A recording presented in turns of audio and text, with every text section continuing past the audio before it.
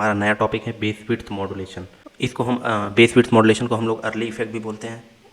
This is also known as Early effect of a transistor. इसमें क्या होता है, जो बेस की विड्थ है वो बायसिंग चेंज करने से चेंज होता है। तो अगर हम ये डायग्राम देखें तो अगर इसके अक्रॉस कॉमन एमिटर कन्फिग्रेशन में लेट से ये एनपीएन ट्रांजिस्टर है, अगर ये इसकी यहाँ पे रेंज है यहाँ तक लेट से, तो एनपीएन ट्रांजिस्टर है तो इसकी बायसिंग करेंगे। तो लेट से इसको फॉरवर्ड बायस में रख दिया और इसको रिवर्स बायस कर दिया।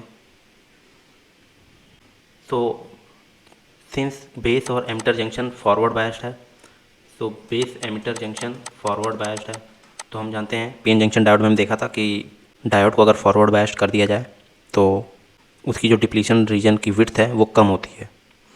लेकिन अगर पीएन जंक्शन डायोड को रिवर्स बायस किया जाए तो उसकी डिप्लीशन रीजन विड्थ बढ़ती है। तो सिमिलरली कलेक्टर बेस जंक्शन के केस में हमने रिवर्स बायस कर रखा है तो इसकी डिप्लीशन रीजन विड्थ बढ़ेगी।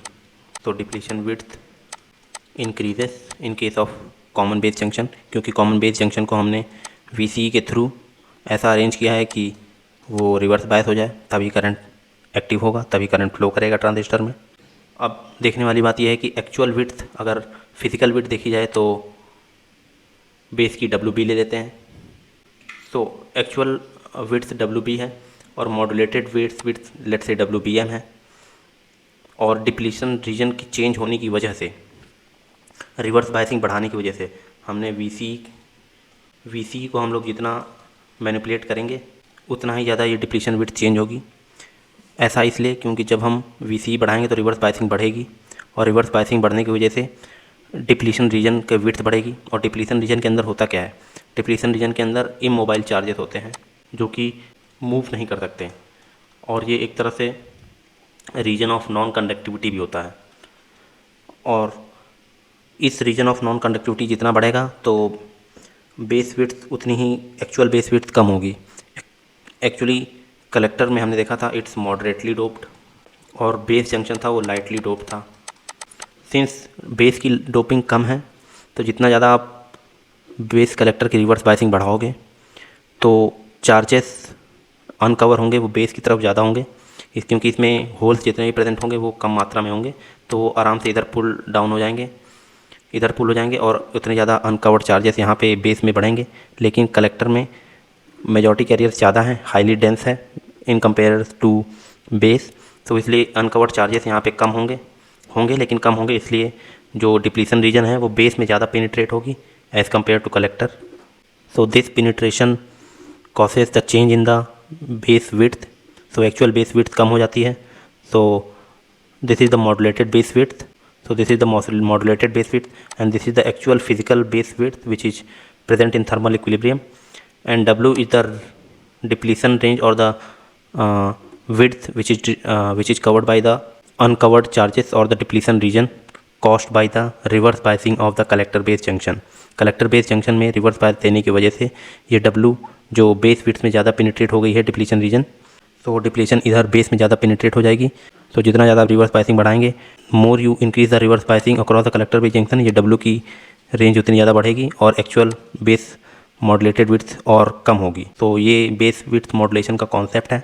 फाइनली अगर कंक्लूड करें तो BJT को अगर एक्टिव रीजन में जिसमें एमिटर बेस को हम लोग फॉरवर्ड बायस और बेस कलेक्टर को रिवर्स बायस में कर दें, तो when BJT is in active region that is emitter base junction is forward bias, तो ये फॉरवर्ड बायस है इसलिए इसकी डिप्लीशन रीजन कम है।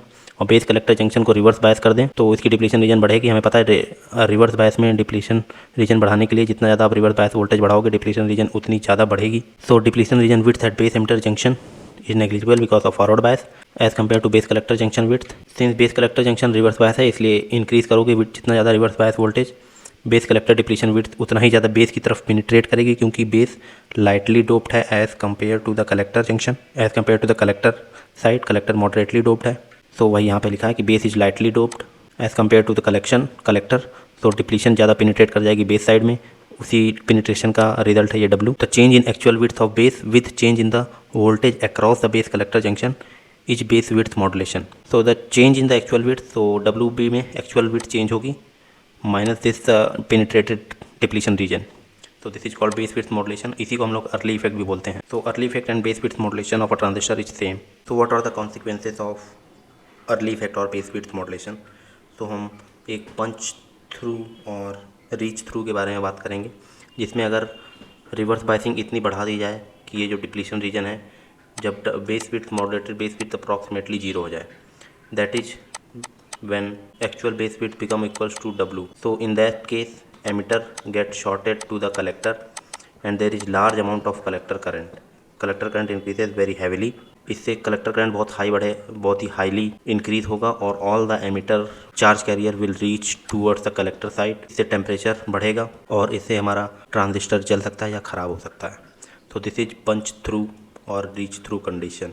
तो दिस इज पंच थ्रू और रीच थ्रू कंडीशन, जिसमें इफेक्टिव बेस विड्थ और डिप्लीशन रीजन की डब्ल्यू विड्थ इक्वल हो जाती है और हमारा ट्रांजिस्टर ख़राब हो सकता है। तो this is a consequence of early effect और बेस विड्थ मॉड्यूलेशन। तो also there is a effect we can understand कि जितना ज़्यादा ये डब्ल्यू बढ़ेगा तो जो भी इलेक्ट्रॉन्स यहाँ से यहाँ जाएंगे तो रिकॉम्बिनेशन के चांसेस उतने कम हो जाएंगे। तो हम ये कह सकते हैं कि हमारा करंट गेन उतना ज़्यादा बढ़ेगा। तो बेस विड्थ जितना कम होगा, हमारा चांस है कि करंट हमारा उतना बढ़ेगा, अल्फा भी बढ़ेगा in case of common base अगर हम बात करें तो। So these are few consequences of early effect.